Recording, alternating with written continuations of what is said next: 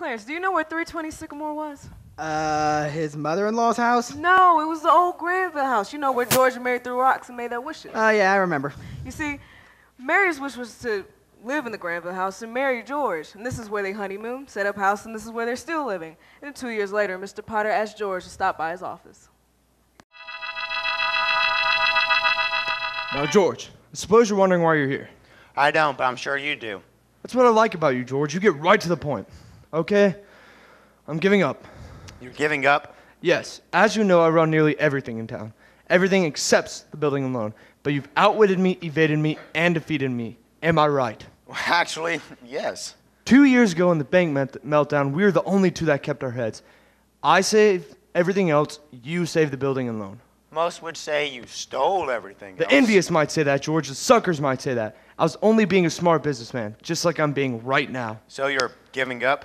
Well, George, if you can't beat them, join them. Now, hold on a minute. If you're Wait, George, don't get up. Don't leave. You've heard my side of the story. Now let's hear yours. My side? Yes. You're what, 27, 28 years old, making $40 a week? 45. Okay, $40 a week. For a common, ordinary old yokel, I would say that's good. But you're no common, ordinary old yokel, George. You're a smart, resourceful, ambitious young man who hates his job. Yeah, so what's your point? My point is I want to hire you. Hire me to do what? Run my properties, oversee my affairs, and I can start you off at $20,000 a year. $20,000 a year? Yes, and you're worth it too, George. Wouldn't you like to buy your wife some nice clothes, nicest house in town, a trip to Europe every year? You know who you're talking to.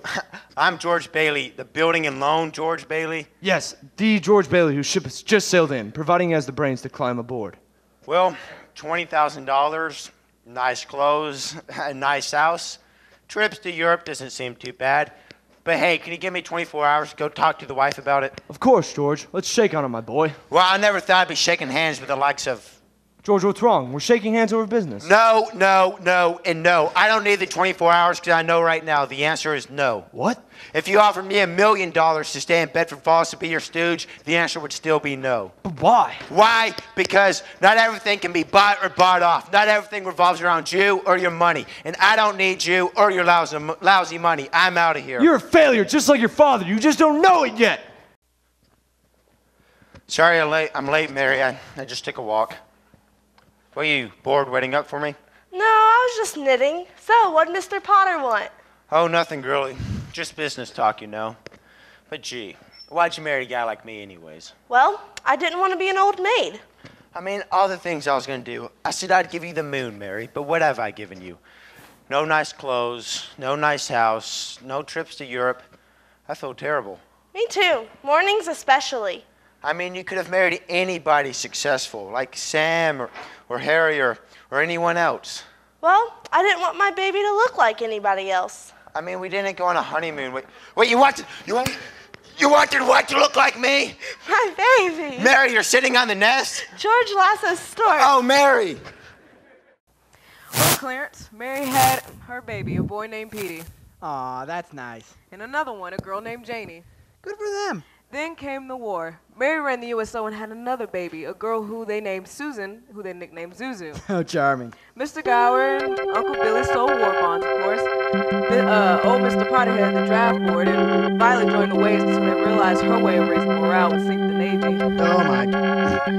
Ernie the taxi driver was captured by the Nazis, but had a way to escape the Nazis through a prison camp. And you know, George's younger brother Harry? Oh, yeah, he moved to Buffalo. Yes, he did. He became a true hero as a Navy flyer. He shot down 15 airplanes, and 2 of them right as they was about to crash into a ship full of soldiers. Wow. And George Bailey himself, what was he doing during all this madness?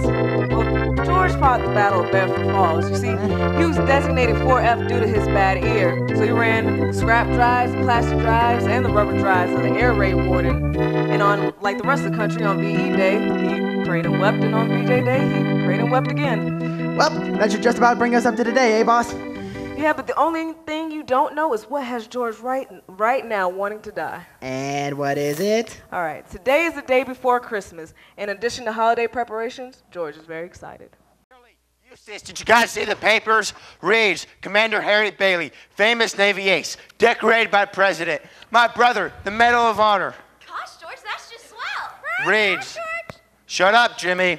Reeds, famous Navy ace, shoots down 15 enemy planes. The last one, a kamikaze, just as it was about to crash into a troop transport.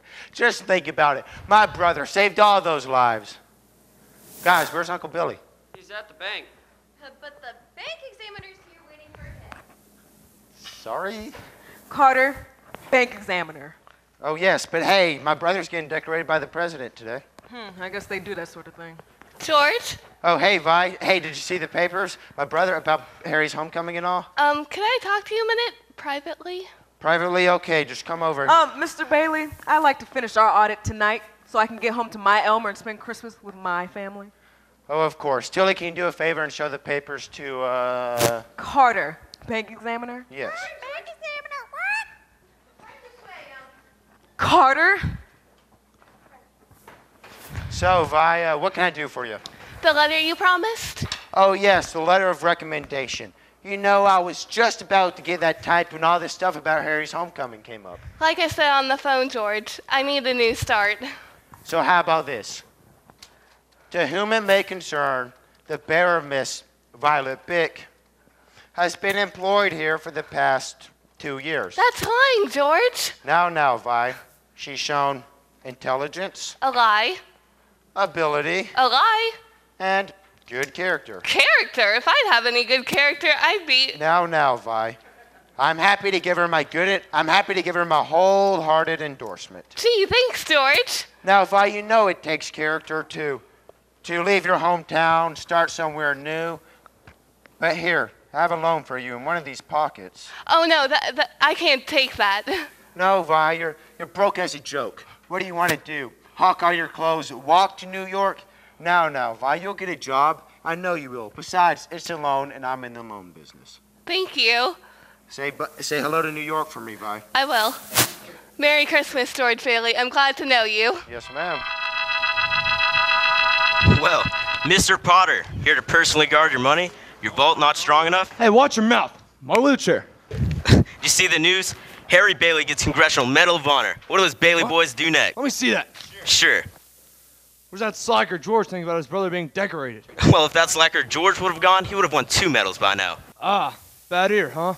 Heard everything but the call to arms. Well, make sure to read the part about his parade tomorrow. I can't talk anymore, you old thief. I gotta make a deposit. Customer, please. Ah, yes. Bank book, deposit slip, and a Merry Christmas to you. To you too, Mr. Bailey, but aren't you forgetting something? I forget stuff all the time. Yes, but you're here to make a deposit, right? Well, yeah, $8,000. Then it's customary to bring the money with you. The money? The money? Oh my goodness, where's the money? I had it, it was right here.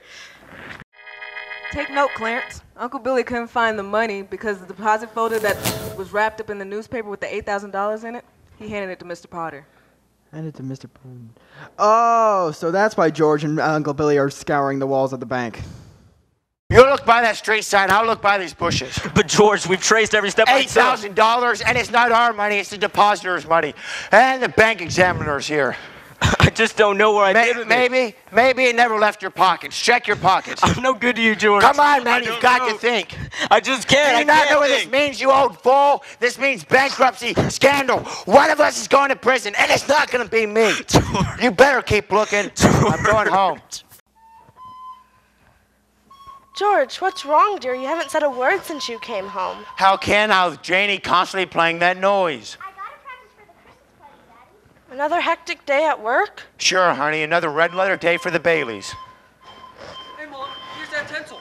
Hey, Dad, Not now, Petey. but the Browns next door got a brand new car. You should see it. What's the matter with our car, son? Not good enough for you? Sorry, Dad. Just run along, dear. Honey, what's the matter with Zuzu? Why is she asleep on the couch? Well, she caught a little cold. What do you mean, a little cold? Well, the doctor said she'd The be doctor? okay. The doctor came? Well, she had a temperature of 99.6. It's this drafty old house, I tell you. So wonder why we don't all have pneumonia. George, what's wrong? What's wrong? Oh, everything's wrong. You call this a happy family? And why do we have to have all these little kids anyways? Hey, Dad, how do you spell Frankenstein? Son, I don't know. Just ask your mom, okay? It's decorating the tree. Daddy, Hey, I heard you got a cold. Are you feeling better? I want a flower at school, Daddy. Will you give it a drink of water? Sure, I'll give it a drink of water. Oh, You crushed it. I didn't mean to, honey. Oh, fix it, Daddy. Paste it. Okay, good as new. Thank you, Daddy. You can do anything. Anything. Now get some rest, son. You need to feel better. Merry Christmas, Daddy. Merry Christmas. Honey, Zuzu was feeling a little hot to me. And that phone should be ringing. Hello? Mrs. Welch? Yeah, the doctor said Zuzu would be okay. And who is it, Mary? It's Mrs. Welch. Give me that phone. George! Yeah, Mrs. Welch. Yeah, this is Mr. Bailey. What kind of teacher are you? You realize my kid having pneumonia because of you? Yeah, maybe my kids aren't the best dressed in town, but at least... Hello? Janie, stop playing that noise. George, whatever's wrong with you, must you take it out on the children too? No, how about this then? You worked months on that model. Honey, I'm sorry, honey. Janie, I gotta go. So you're $8,000 short in your accounts, George. Yes, sir, but you gotta help me. If you still want the building alone, I think we can work out some type of deal. I see. You said the money was lost? What if it was stolen? You should probably notify the police. No, it's Harry's homecoming and the publicity, you know. Ah, a woman then. Half the town's talking about you giving money to Val Bick. Oh, no, that's not it at all. That's not it. I just need this money, Mr. Potter. So you've come to me. Why not your buddy Sam Wainwright? Well, I tried to phone Sam, but he's in Europe right now, and I just couldn't get a hold of him. So you've come to me on Christmas Eve. What do you have as collateral, George? Well, I have this $15,000 life insurance policy. Life insurance? For how much? The What's your equity in it. The equity in it is $500. $500? You want an emergency loan from me for $8,000 on Christmas Eve? What do I look like, Santa Claus? Mr. Potter, please, I need this money. I'll tell you what I'm going to do. I'm going to swear out a warrant for your arrest. Wait, what about the life insurance policy? Life insurance? You're worth more dead than you are alive. I'm going to call a district attorney, the sheriff, and then the newspaper. I've got to get out of here. Oh, boss, the nerve of that Henry Potter. I know, he had George's $8,000 sitting right there in his desk drawer. What'll George do now, boss? Where is he? Well, George is at Martini's Tavern. He's had a couple of drinks. He's dazed, just standing there. Dear God, look, I've never been this praying man, but I'm at the end. But please, if you're out there, God, I'm alone. I don't know what to do, and please, if you're out there, just send me some type of help. Just. Mr. Bailey, are you all right? Hey, Martini, George ain't looking too good. Too much. Bailey who? George Bailey. Why are you? If you ever talk like that to my wife again, you'll get even worse. Oh, get out of here. Nick, take Mr. him out Welch, here. Mr. Welch, Mr. forget the Bailey, tab. okay? Who was that? Oh, that was Mr. Welch. His wife works at school. That's what I get for praying. Mr. Bailey, oh, look, the blood. Just stay here, Mr. Bailey. Leave me alone. Let me be. I'm fine. That's what I get for praying. Just leave me alone. All right, Clarence, George just left Martini's Tavern. He's standing on the Bedford Falls toll bridge. He's ready to jump. Do you have your plan ready? I don't know, boss. Well, if you can save George's life with your plan, you will get your wings. My wings? Oh, yeah, my wings. George, wait right there. Do not jump. I'm coming down. Just wait for me. I'll be right there.